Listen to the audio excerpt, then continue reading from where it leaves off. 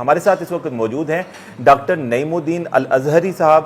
ان سے ہم جانیں گے کہ دارالعلوم کی اب تک جو سوسائٹی کے لیے خدمات ہیں اور ابھی تک یہاں پر کتنے طلبہ تعلیم حاصل کر چکے ہیں. بہت شکریہ ڈاکٹر صاحب آپ کے قیمتی وقت کا.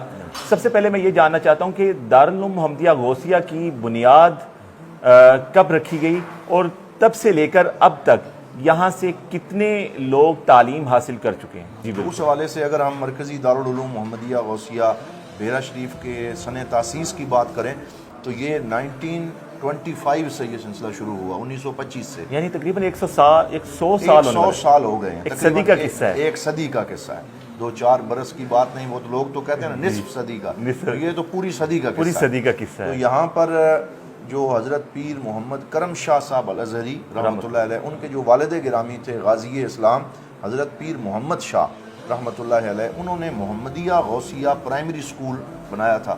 اور اس وقت یہاں پہ ہندو کمیونٹی بھی آباد تھی, پاکستان ابھی نہیں بنا تھا, یہ پارٹیشن سے پہلے کی بات ہے. تو اس وقت پھر جو ہے وہ یہاں پہ مسلمان جو ہے وہ بڑی قسم پرسی اور مشکل زندگی بسر کر رہے تھے, تعلیم کے مواقع ان کو میسر نہیں تھے. تو حضور غازی اسلام رحمۃ اللہ علیہ نے محمدیہ غوثیہ پرائمری اسکول میں مسلمان بچوں کے لیے فری ایجوکیشن کا سلسلہ شروع کیا تھا. اور آپ کے بیٹے حضرت ضیاء الامت پیر محمد کرم شاہ الازہری رحمۃ اللہ علیہ, ان کی بھی ابتدائی تربیت یہیں پہ ہوئی, اسی محمدیہ غوثیہ اسکول میں. اور پھر اس کے بعد انہوں نے باقاعدہ جو ہے وہ پنجاب یونیورسٹی کے اندر تعلیم حاصل کی. آپ یہ دیکھتے تھے کہ جو جدید اور قدیم علوم ہیں ان کے درمیان دوری ہو گئی ہے. جو کالج ہے اس سے صرف ایک دنیا دار بندہ نکل رہا ہے جس کو دین سے کوئی شغف نہیں, اور مدرسے کی چٹائی پہ بیٹھنے والے کو دنیا کے علوم کا کوئی پتہ نہیں. تو ایک ایسی خلیج اور دوری بن گئی تھی قدیم و جدید علوم میں کہ اگر اسے ختم نہ کیا جاتا تو پھر یہ دوری بڑھتی چلی جاتی اور ان کا آپس میں میٹ اپ ہونے کا کوئی چانس باقی نہ رہتا. یہیں بیرا شریف میں کہتے ہیں, یہاں منویس ایک جگہ تھی, آپ کا ڈیرا تھا, اس کے درخت کے سائے میں بیٹھ کے آپ نے یہ نصاب تعلیم وضع کیا جو آج پوری دنیا میں اپنا سکہ منوا چکا ہے. اس میں آپ نے یہ کیا کہ ساتھ ساتھ میٹرک, ایف اے, بی اے اور یہ دنیاوی تعلیم دی جائے گی, لینگویجز پڑھائی جائیں گی, سیاسیات, پولیٹیکل سائنس, اکنامکس یہ پڑھائی جائے گی, اور اس کے ساتھ ساتھ تفسیر, حدیث, قرآن, فقہ, اصول تفسیر, اصول حدیث اور جتنے بھی جو ہمارے بیسک دینی نالج ہے وہ بھی دیا جائے. الحمدللہ اب اس نے یونیورسٹی کا درجہ حاصل کر لیا ہے اور باقاعدہ ایک چارٹرڈ یونیورسٹی ہے جو کہ قومی اسمبلی اور سینٹ سے منظور شدہ ہے, اور اب HEC کی طرف سے اس کو مکمل ڈگری ایوارڈنگ انسٹیٹیوٹ کا درجہ حاصل ہے. تو یہ وہی تسلسل ہے کہ شروع سے جو ایک بیج بویا گیا آج وہ ثمر بار ہوا, آج وہ پھل دے رہا ہے. کتنے طلبہ ابھی تک طلبہ و طالبات جو ہیں وہ تعلیم حاصل کر کے جا چکے ہیں؟ وقار صاحب یہ سلسلہ 5 طلباء سے شروع ہوا, ایک کمرے سے شروع ہوا اور ایک استاد سے. تو یہ میں اکیلا ہی چلا تھا جانب منزل, مگر لوگ ساتھ آتے گئے اور کارواں بنتا گیا. تو پھر یہ کارواں ایسے بنا کہ ایک کمرے سے جو ادارہ شروع ہوا, اب الحمدللہ اس کی پورے پاکستان میں more than 300 برانچز ہیں.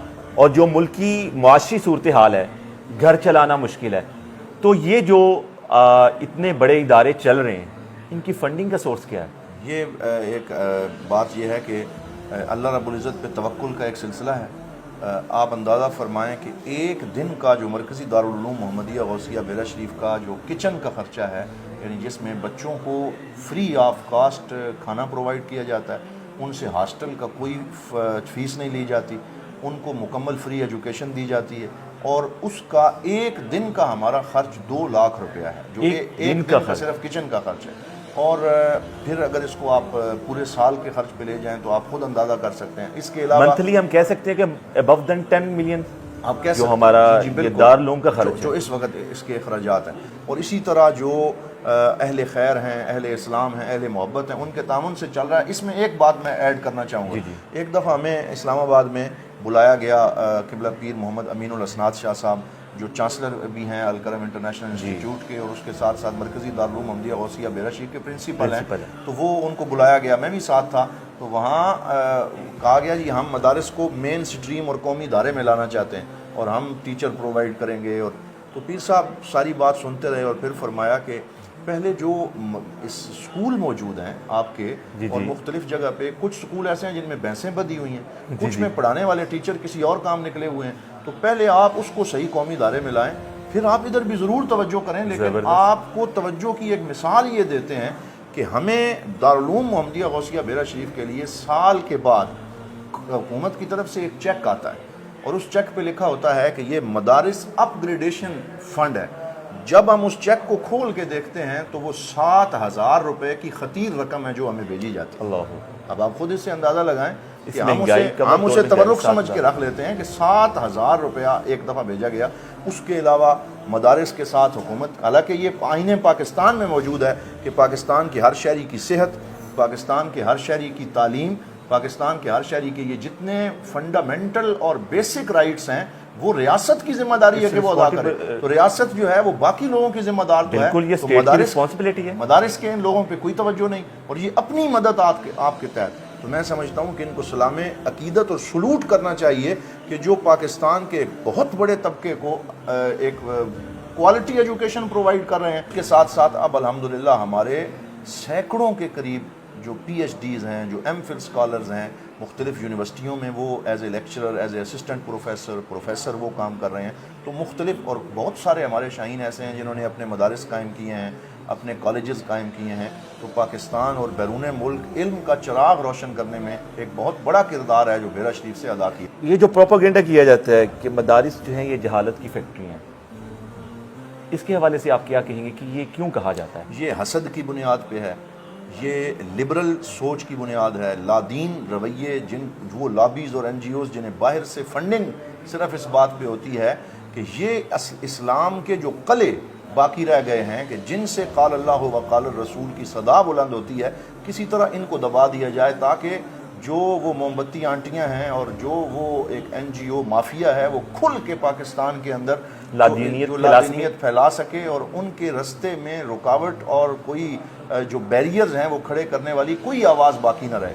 تو الحمدللہ میں تو یہ سمجھتا ہوں کہ جن کو یہ جہالت کی فیکٹریاں کہہ رہے ہیں, یہاں سے جو لوگ ہیں انہوں نے پورے پاکستان میں اپنی قابلیت کا سکہ منوایا ہے. آپ کو میں اس کی صرف ایک مثال دیتا ہوں. آپ گزشتہ 40-50 سال کا جو بورڈز کا ریکارڈ ہے وہ اٹھا کے دیکھیں کہ ایف اے بی اے کے وہ امتحان جو ہمارے طلباء دیتے ہیں ان کے اندر ہمارے طلباء کا رزلٹ چیک کیا جائے اور کالجز اور یونیورسٹیز سے ایف اے بی اے کرنے والوں کا رزلٹ چیک کیا جائے. ٹاپرز کون ہیں, گولڈ میڈل کون لیتے ہیں, کون لوگ ہیں جن کے نمبرز سب سے زیادہ ہوتے ہیں.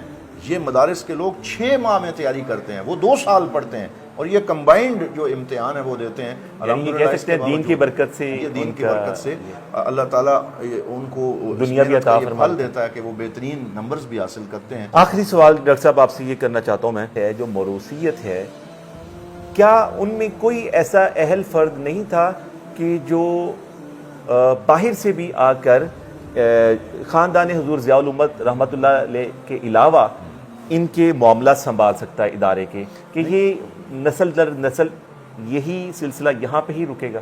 نہیں, ایسا نہیں ہے. اصل میں جو مین اس کے فاؤنڈر ہیں, جی جی, یا تو سوال اس پہ تب آتا ہے کہ یا تو جو گدی نشین ہے, جی جی, جو پرنسپل ہے, چانسلر ہے, اگر تو ان کی اولاد اس کے اندر اہلیت نہ ہو, کیپیبلٹی نہ ہو, وہ اپنے والد کا راستہ چھوڑ کے دنیا دار بن جائیں اور اس مشن سے ہٹ جائیں, پھر اس کے باوجود اگر ان کو اس مسلح پہ بٹھا دیا جائے اور ان کو یہ سپرد کر دیا جائے تو پھر تو یہ ایک سوال قائم ہوتا ہے کہ جی جو نااہل تھے ان کے ہاتھوں میں یہ دے دیا گیا. وہ کسی نے کہا کہ جب سے دیکھا ہے کہ نااہل بھی ہیں بادہ بکف, اب ہمیں جام اٹھانے سے حیات. تو ایسی بات ہو تو الگ بات, لیکن آپ 5 نسلوں کا یہ سفر ہو چکا ہے. حضور پیر امیر شاہ صاحب, حضرت غازی اسلام پیر محمد شاہ صاحب, حضرت پیر محمد کرم شاہ صاحب الازہری, حضرت پیر محمد امین الاسناد شاہ صاحب اور ان کے بیٹے صاحبزادہ محمد نعیم الدین شاہ صاحب. آپ ان کی قابلیت چیک کریں, آپ انہوں نے جو پے بیک کیا ہے معاشرے کو وہ چیک کریں, تو ہر آنے والا جو ہے اس نے اپنے جو پیش رو تھے ان سے بڑھ کے کنٹریبیوشن کیا ہے, خدمات پیش کی ہیں. اب اس کی ایک مثال آپ کو دیتا ہوں.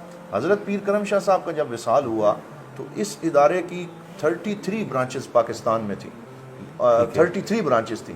لیکن جب پیر محمد امین الاسناد شاہ صاحب ان کے بیٹے ہیں, انہوں نے جب اس نظام کو سنبھالا تو پھر اس میں 20 سال کے عرصے میں وہ 33 برانچز بڑھ کے 300 اداروں تک جا پہنچی، 10 ٹائم اس میں اضافہ ہوا، 10 گنا اضافہ ہوا، اور پھر اس کے ساتھ ساتھ ایک اس سے بڑی اور کیا مثال ہو سکتی ہے کہ وقت کے تقاضوں کے مطابق دارالعلوم محمدیہ غوثیہ کو اپ گریڈ کر کے یونیورسٹی کا درجہ دلا دیا، اس کو چارٹرڈ کروا دیا، اور تمام تر اداروں کی سرپرستی فرمائی۔